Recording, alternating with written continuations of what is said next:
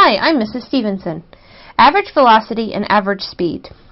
The graph at the right describes the motion of a student riding his skateboard along a smooth, pedestrian-free sidewalk. What is his average speed? What's important to know about this problem is what the difference is between speed and velocity. Speed is a change in position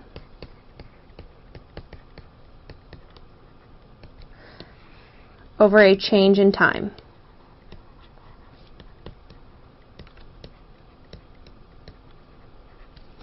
Whereas velocity is a change in position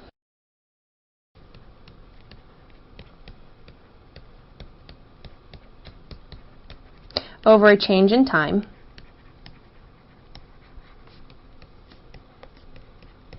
but with a direction component.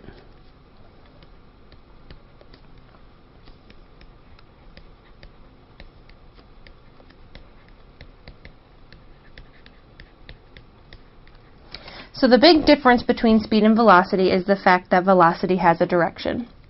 Now, looking at this problem and analyzing our graph, we have to look at our coordinate system. We see with this graph that time is on the x-axis and position is on the y-axis. And in order to determine the speed of our skateboarder, you can use the slope of our position time graph. Slope is the change in y's over the change in x's. So you take your y coordinates over your x coordinates. And you'll need 2 points in order to calculate your slope. So you have your y2 minus your y1 over your x2 minus your x1. However, in this graph, our y's are actually a position, and we symbolize position with d. So we're going to take our second distance point and subtract our first distance point. And then on this graph, our x's are our time. So we're going to take our second time point and subtract out our first time point.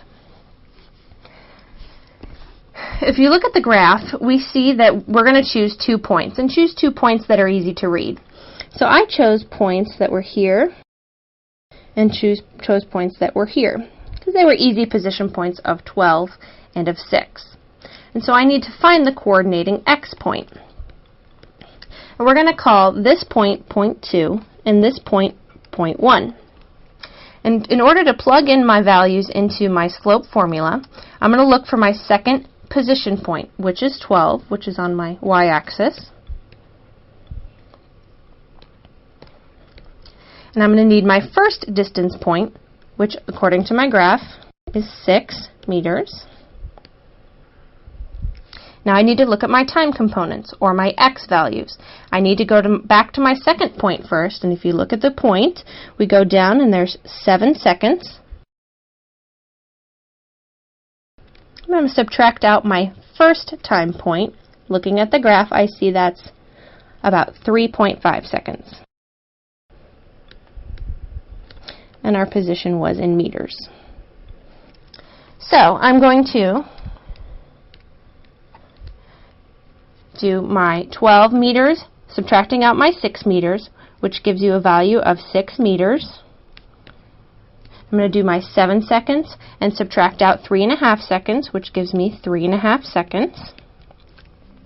And if you simplify this down, you find that your slope of your position time graph is 1.7, and then looking at our units, we have meters over seconds, or meters per second, which is an example unit for speed. So this is the speed of our skateboarder. However, if we wanted to know the velocity of our skateboarder, we have to remember to include that direction component. If you look at our graph, we see that our line has a positive slope. And so if we were going to record the skateboarder's velocity, we would say he was moving at 1.7 meters per second in the positive direction.